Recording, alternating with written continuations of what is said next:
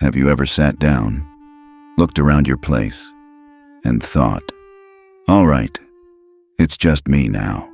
So what do I actually need to keep this life running smooth? And maybe even worth waking up for? After 70, I've been around long enough to know this. Living alone isn't just about the peace and quiet. It's about being smart, being safe, and still keeping your mind in one piece. I'm not here to tell you to drink more water or get plenty of rest. You've heard that 1,000 times. What I want to talk about is the real stuff.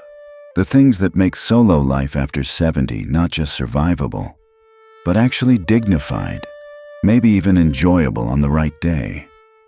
So settle in. Grab that coffee you already reheated twice this morning. Let's talk about 7 things you simply cannot do without when you're living alone after 70.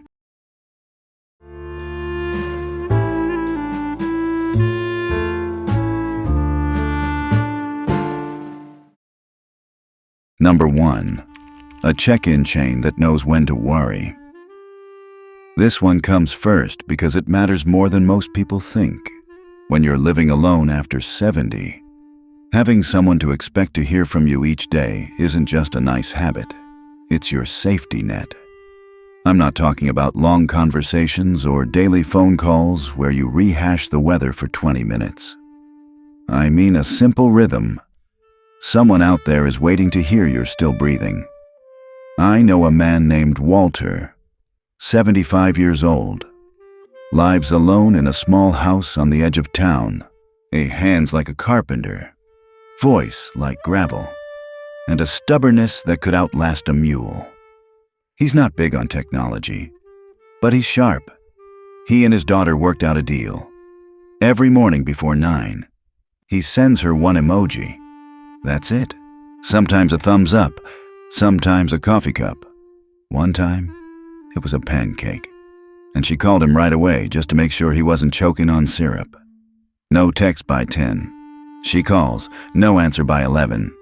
She drives over. Sounds like overkill, right? Last winter, Walter slipped on the icy driveway at 8 in the morning. Couldn't get up, couldn't reach his phone, temperature below freezing. He lay there watching his breath turn to fog, wondering if this was how it ended. That pancake emoji saved his life. His daughter showed up before noon. You don't need a whole team watching you, just 1 or 2 people who know your rhythm and care enough to notice when something's off. That's your chain. Doesn't need to be long, just needs to hold. But staying connected to the outside world is only part of it. There's another place where trouble likes to hide. Right inside your own home. Number 2. A home that stops working against you. After 70, your house can start to feel like it's picking fights with you. That top shelf in the kitchen? Might as well be Everest. The dull knife you keep meaning to replace. An accident waiting for its moment. And lifting a cast iron skillet with one hand when your wrist's been aching since Tuesday? That's not cooking. That's combat. But your home doesn't have to be a battlefield. It should feel like a workshop built around you, not around some television chef with a camera crew and 20 assistants. I rearranged my own kitchen last spring. Took me a whole afternoon. Moved the everyday plates down to eye level. Put the heavy pots where I don't have to lift them over my head. And cleared out gadgets I hadn't touched in years. Best afternoon I've spent in a long time. Start with the essentials. Bring them up where your hands can reach without a struggle. Let the turkey roaster stay buried in the basement. You're not hosting 30 people for the holidays anymore. And if you are, well, good luck to you. Throw out the gadgets that hurt your hands. That ancient can opener from decades ago that makes you curse every time you use it? Replace it with an electric one. Nobody's giving awards for suffering through small tasks. Keep a stool near the counter so you can sit while you chop vegetables. Put motion sensor lights in the hallway so you're not fumbling in the dark at midnight when you want a glass of water. Cooking shouldn't feel like a test. You're not proving anything to anyone. You're just feeding yourself, and you deserve to do that safely, comfortably, without turning it into an ordeal. A home that works with you instead of against you. That's the foundation. But there's something else you need when you're the only one making decisions about your money. Number 3. A little bucket of money that belongs only to you. This one sits close to my heart. Too many folks living alone fall into a trap. They start thinking their money is only for emergencies, medical bills, or leaving behind for the children. Every dollar accounted for, every expense justified. Forget that. Yes.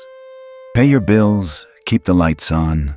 Don't go buying a racehorse on impulse, but somewhere in there, carve out a small pocket that exists for no one's benefit but your own. Call it your joy jar, your play money, your proof I'm still alive fund. Whatever name you give it, let it remind you that you're allowed to enjoy being here. You're not just running out the clock. I know a woman named Helen, 82 years old, eyes sharp enough to catch a lie from across the room, lives simply, clips coupons, stretches every dollar until it begs for mercy. But every few months, she pulls $100 out of what she calls her spite fund. I asked her once what that meant. She laughed so hard she had to catch her breath. It's what I spend just to prove to everyone I'm not dead yet. One time, she used it to buy an electric blue wig and front row seats to a jazz concert downtown. Another time, a cheesecake and a silk robe on the same afternoon. No explanations, no apologies. When you live alone, it's easy to slip into maintenance mode. Pay the bills, fix the leak, reorder the pills, repeat. But that's not living. That's just keeping the machine running. Your little bucket is how you claim your place in the world. It could be a weekend at a cabin, new brushes for painting, replacing that squeaky recliner, or buying the good ice cream for once. Not the cheap stuff that tastes like frozen disappointment. Doesn't have to be much, but it has to be yours. What would you spend your spite fund on? I'm curious. Tell me in the comments. Money for joy matters, but there's something else you need when you live alone. Something that might save your life in those moments you hope never come. Number 4. A folder that speaks when you cannot. Now we get to the part most people avoid thinking about. The what ifs. What if you collapse? What if you end up in the hospital and can't explain anything? What if someone finds you on the floor, unconscious, with your cat sitting on your chest, looking annoyed because breakfast is late? Sounds dramatic. Until it isn't. When you live alone, you're the only one who knows how your life actually works. Your medications, your allergies. Where do you keep your insurance card? Who should be called first? Whether you want machines keeping you alive if things go bad. If something happens and you can't speak, the people trying to help you have nothing to go on. That's where the folder comes in. My friend Joe is 79, retired electrician, tells the same 3 jokes every time I see him, and somehow they still land. He calls his folder the In Case I Croak kit, keeps it in a bright yellow envelope taped inside his pantry door, where anyone can find it. Inside, he's got copies of his ID, his doctor's number, a list of every pill he takes, emergency contacts, and a handwritten note at the bottom that says, "If my dog barks at you, just give her a slice of cheese and keep moving." That's Joe, prepared for the worst, still making you smile. The point isn't to predict everything, it's to make sure nobody has to guess during the hardest moment of your life. Paramedics, nurses, your own children scrambling to help. They all thank you for this. You're not making things harder. You're making them easier. You're being the adult in the room, even when you can't be in the room yourself. A folder that speaks when you cannot. That's not morbid. That's love. Written down and left where it can do some good. Now there's something else you need. And this one, you want within arm's reach. Number 5. One button that brings help when you need it most. Most people don't set this up until after something goes wrong. A quick, simple way to call for help when everything else fails. Think about it. When you live alone, there's no one in the next room if you fall, no one to hear you shout. Your dog might bark, sure, but she can't dial 911. No matter how smart she thinks she is, you need something that works when you can't crawl across the floor, when you can't reach the phone, when your hip is broken, and your hands are shaking, and your voice won't come out louder than a whisper. One touch, one button, help is on the way. Remember those old commercials? I've fallen and I can't get up. We laughed at them. Everyone did. Doesn't feel so funny now, does it? Now it sounds like the smartest thing a person could have these days. The options don't look like clunky plastic boxes from the 80s. There are watches that look normal, voice assistants that call for help if you say the right words, devices that detect a fall and dial automatically, without you doing anything. The key is simple.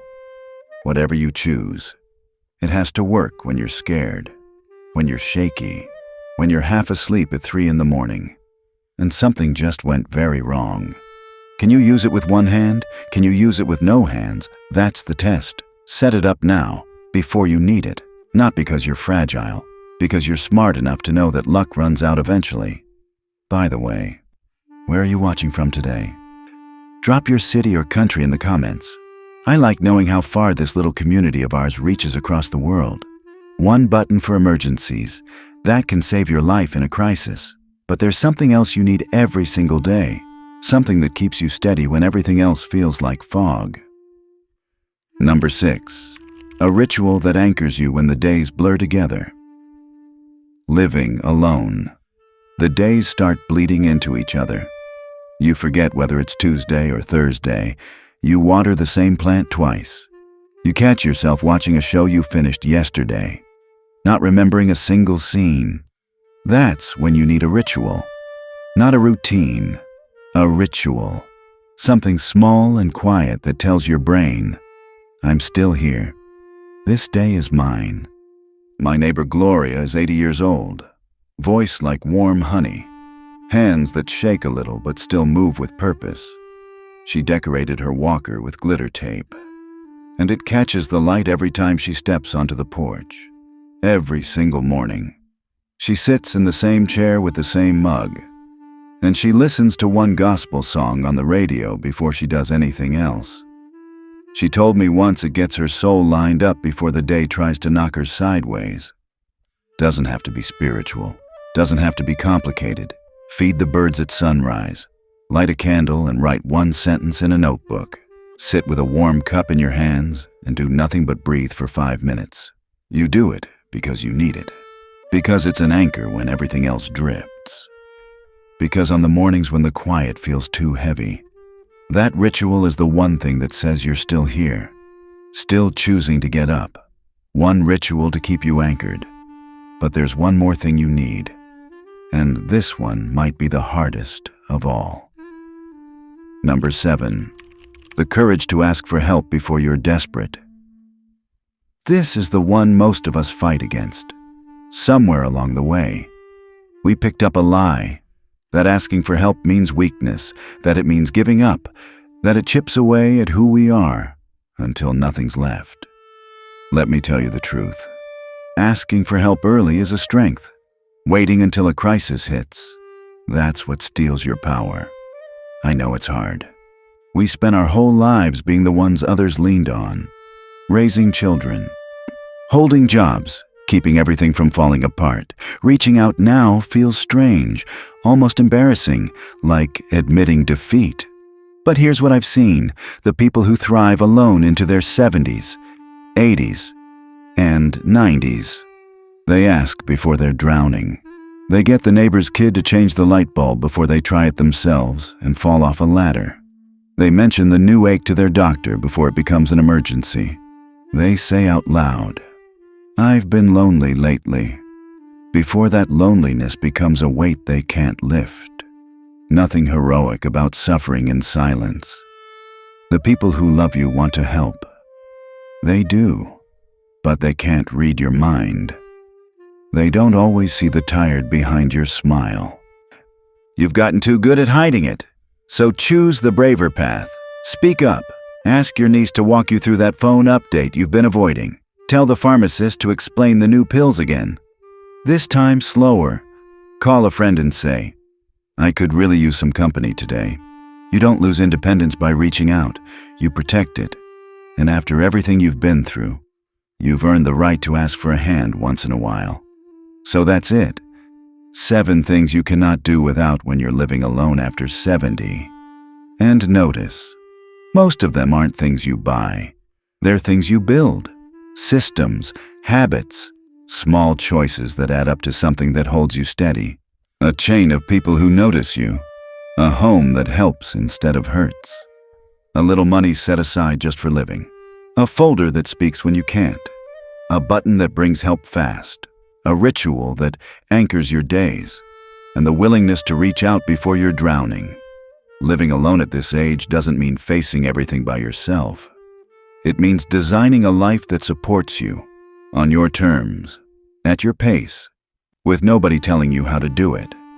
If something here made you stop and think, maybe even made you decide to finally set one of these things up, that's enough for me. That's why I do this. And if you want more conversations like this one, stick around. We're building something here. A quiet corner of the world where getting older alone doesn't feel so lonely after all. Take good care of yourself. You've made it this far. That counts for something.